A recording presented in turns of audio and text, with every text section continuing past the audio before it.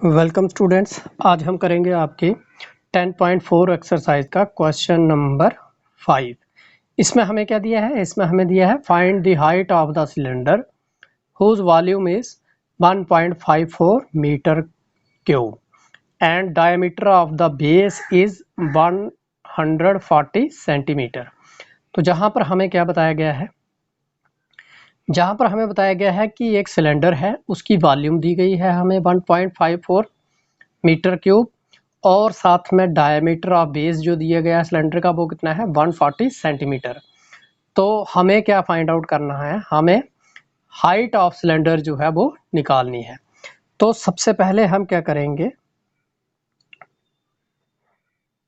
जहां पर जो हमें सबसे पहले जो डायामीटर दिया गया है, एक चीज हमें दी गई है सेंटीमीटर में और एक चीज दी गई है मीटर क्यूब में।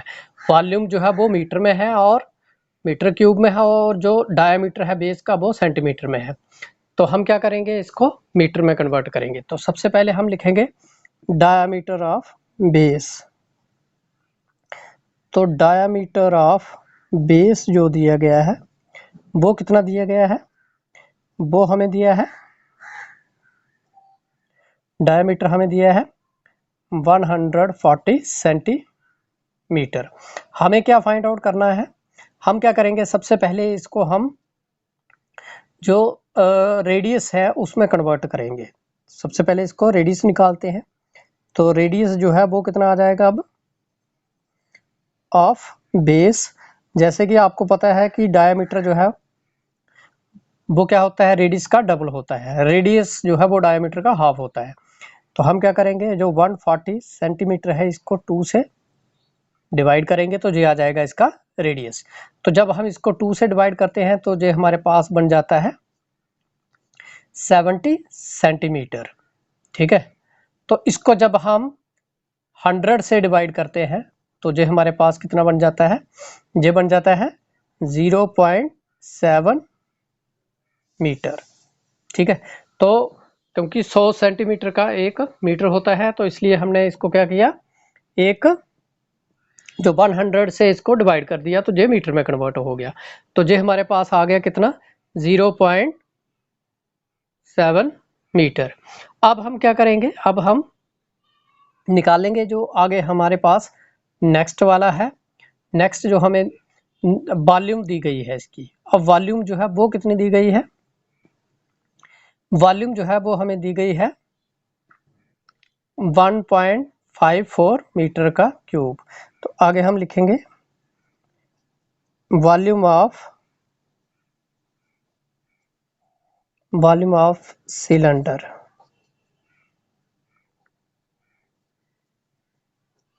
तो वॉल्यूम ऑफ सिलेंडर जो है वो हमें दी गई है कितनी?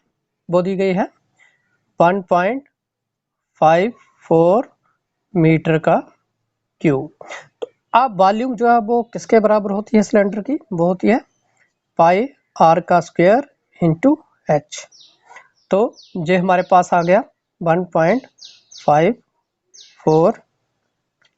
अब उसके बाद जो पाई की वैल्यू है वो हमें दी है 22/7 इंटू आर हमारे पास आ गया 0.7 इंटू 0.7, और हाइट जो है वो हमें निकालनी है।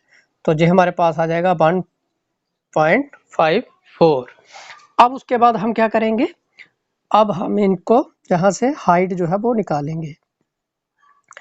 तो अब इसको हम आगे ऐसे लिख सकते हैं 22/7 इंटू 7/10 इंटू 7/10 इंटू एच। तो ये हमारे पास आ जाएगा, इसको हम कैसे ले सकते हैं 1.4, इसका पॉइंट खत्म करेंगे तो ये हमारे पास आ जाएगा डिवाइडेड बाय 100। आगे अब जहाँ से हम एच जो है उसकी वैल्यू निकालेंगे। ठीक है। तो जहाँ से ये 7 और 7 कैंसिल भी हो सकते हैं। अब उसके बाद हम एच की वैल्यू निकालेंगे। तो एच जो है वो किसके बराबर आ जाएगा, जहाँ पर है 154/100। अब जो बाकी वाली वैल्यू है इसको हम दूसरी साइड ट्रांसफर करेंगे। तो जो हमारा 10 और 10 100 जो है, जो 10 और 10 नीचे है इधर चला जाएगा तो जो ऊपर आ जाएगा। तो 10 इंटू 10, और इधर 22/7 जो है तो ये नीचे आ जाएगा। ठीक है, जहां से इसको हम कैंसिल कर सकते हैं, जहां 10 J10 और J10 कैंसिल। अब आगे हम क्या करेंगे, इन दोनों को मल्टीप्लाई करेंगे 22/7 को, तो जो हमारे पास आ जाएगा 154। अब जो इसका डिनोमिनेटर है इसको मल्टीप्लाई करेंगे, तो 7 2 जार 14, 7 2 जार 14 और 150, तो ये 15 आगे, ये आगे दोनों सेम। अब इन दोनों को हम कैंसिल कर सकते हैं, तो ये हमारे पास आ गया 1, तो दिस इंप्लाइज h जो है वो कितना आ गया 1 मीटर। तो हम जहां पर क्या लिखेंगे, hence height of the cylinder is, hence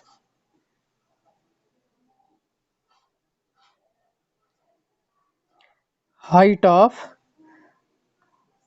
cylinder is equal to 1 metre.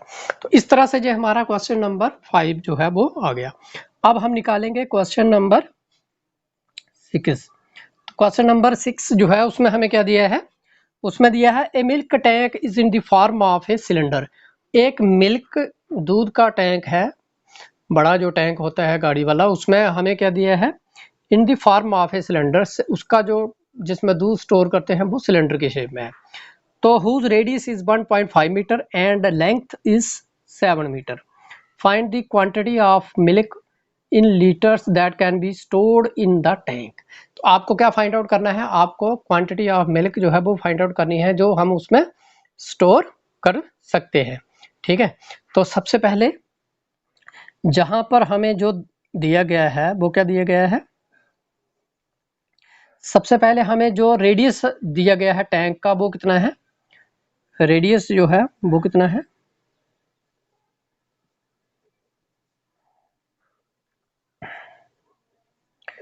तो जो रेडियस हमें दिया है, radius of cylindrical tank r जो है वो कितना दिया है, वो दिया है 1.5 मीटर। उसके बाद जो हमें लेंथ दी गई है, जहाँ लेंथ जो है वो हो जाएगी उसकी हाइट, तो जहां पर हम लिखेंगे length of cylindrical tank means height of cylinder जो है h, वो कितनी आ जाएगी, वो है हमें दिए गया है 7 मीटर। तो अब हमें क्या करना है, हमें निकालना है कि उसकी कितनी क्वांटिटी जो है वो उसमें आ सकती है, कितना दूध जो है वो आ सकता है उसमें।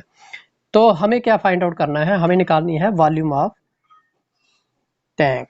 तो वॉल्यूम ऑफ टैंक जो है वो किसके बराबर आ जाएगी, अब क्योंकि टैंक जो है वो सिलेंडर की शेप में है, तो हमारे पास आ जाएगा पाई आर स्क्वायर एच। तो अब जहां पर पाई की वैल्यू जो है वो हम लगाएंगे 22/7 इंटू आर स्क्वायर, आर कितना है, आर है 1.5 इंटू 1.5 इंटू एच कितना है 7, तो जे 7 और 7 कैंसिल हो सकते हैं। तो जहां पर जब हम इसको मल्टीप्लाई करते हैं तीनों को 22 इंटू 1.5 इंटू 1.5, तो ये हमारे पास कितना आ जाता है, ये हमारे पास आ जाता है 49.5 मीटर का क्यूब। ये आ गई इसकी वॉल्यूम। अब हमें क्या करना है, इसको लीटर्स में लिखना है। Find the quantity of milk in litres that can be stored in the tank. तो अब इसको हमें मीटर में कन्वर्ट करने के लिए क्या करना पड़ेगा, मीटर में कन्वर्ट करने के लिए 49.5 जो है, इसको हमें 1 मीटर क्यूब जो है वो किसके बराबर होता है, 1000 जो लीटर के बराबर। ठीक है, एक जो मीटर क्यूब होगा वो किसके बराबर होता है, 1000 मीटर के बराबर। तो इसलिए ए मीटर क्यूब जो है इसकी जगह हम क्या लिखेंगे 1000 लीटर। तो जहां पर हम लिख सकते हैं because 1 metre cube is equal to 1000 litre. ठीक है, ये हम जहाँ पर लिख सकते हैं। अब जब हम इसको 1000 से मल्टीप्लाई करेंगे तो ये हमारे पास कितना आ जाएगा, जब 1000 से मल्टीप्लाई करेंगे ये हमारे पास बन जाएगा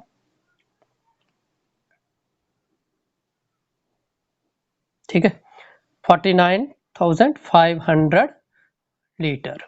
तो इस तरह से ये हमारे पास आ गई इसकी जो वॉल्यूम है टैंक की, जहाँ जितना हम मिल्क जो है उसमें स्टोर कर सकते हैं टैंक में 49,500 लीटर्स। तो अब हम लास्ट में क्या लिखेंगे, hence the quantity of milk in litres that can be stored in the tank. तो जहाँ पर लिखेंगे hence quantity of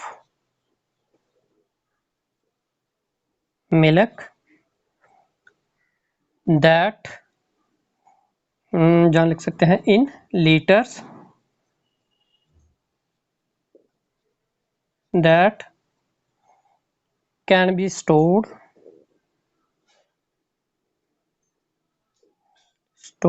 in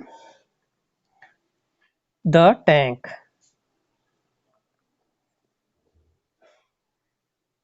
is equal to 49,500 litre. तो इस तरह से जो हमारा क्वेश्चन नंबर 6 जो है वो कंप्लीट हो गया। Thank you.